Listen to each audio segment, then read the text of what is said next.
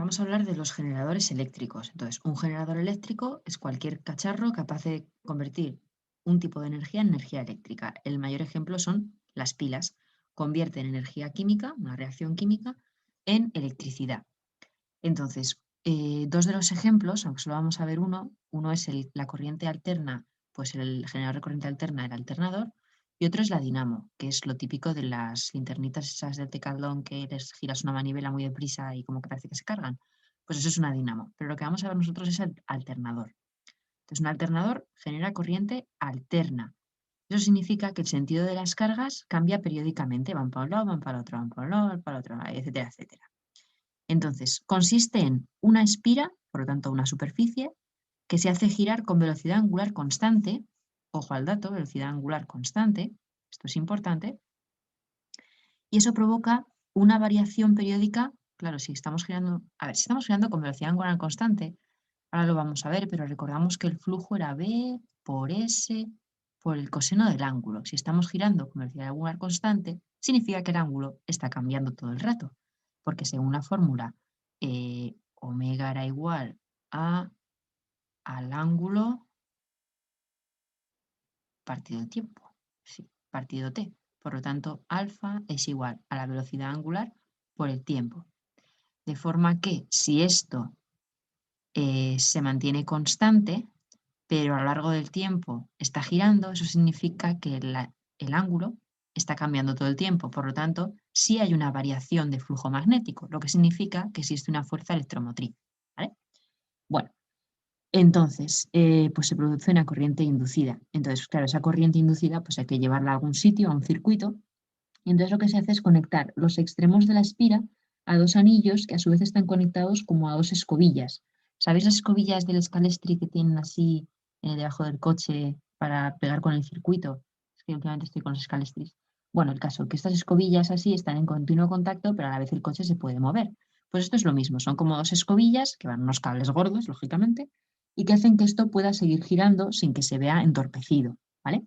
Entonces vamos a ver, de aquí sería importante ser capaz de dar como medio ciclo, ¿vale?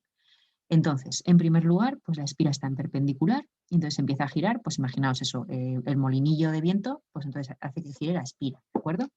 Entonces, la espira está perpendicular, el flujo es máximo. Entonces, en el proceso en pasar de flujo máximo a flujo nulo, que aquí la espira está totalmente paralela al campo, se produce un cambio en la variación, en el flujo. O sea, hay un flujo, hay una variación en el flujo, hay un cambio, lo que significa que se produce una corriente, ¿vale? Pero en este punto en concreto y en este punto concreto está estabilizado, por lo tanto, el momento en el que se produce el cambio es cuando hay corriente, ¿vale? A continuación, la espiral sigue girando. Por lo tanto, volvemos otra vez a generar otra corriente, pero ahora va a cambiar de sentido, porque aunque no se ve muy bien aquí, estas dos alambrillas y estas escobillas, pues hacen que cada vez el sentido de la corriente sea distinto porque la espira está conectada de forma diferente, ¿vale? Es una cosa un poquito curiosa, pero bueno, como veis, la corriente va cambiando de sentido, primero hacia un lado, luego hacia el otro, y eso lo vemos en el voltaje, que primero es positivo y luego es negativo, luego vuelve a ser positivo, etcétera, etcétera, ¿no? La idea es que el cambio, en el momento que se produce el cambio de flujo, es cuando se está produciendo una fuerza electromotriz, ¿vale? Ese es lo importante, que no es en un momento puntual, sino es cuando se produce el cambio. Todo esto tiene unas fórmulas que se aplican en los ejercicios. Las tenemos aquí. Ya hemos visto que la fuerza electromotriz, bueno, justo es que lo acabo de hacer aquí, perdón. La fuerza electromotriz era igual a la menos variación, menos diferencial del flujo magnético en función del tiempo, ¿vale? El signo menos es muy importante, por favor, ponedlo. Si vemos que el flujo magnético es igual a B por S por el coseno del ángulo alfa en función del tiempo, y vemos además que alfa es igual BS coseno de omega por T,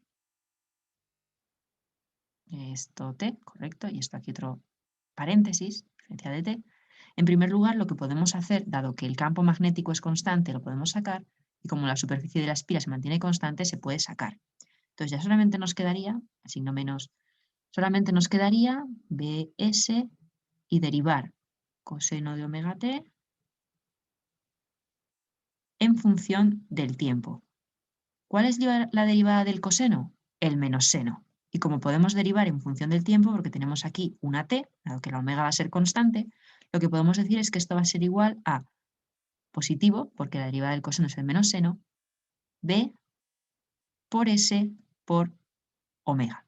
¿De acuerdo? Este va a ser el valor de la fuerza electromotriz. ¿Sí?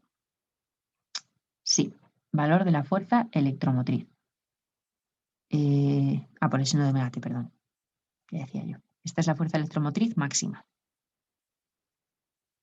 que se producirá cuando este valor de aquí sea igual a 1. ¿Vale? Entonces, esta es la fuerza electromotriz correspondiente a un generador de corriente alterna.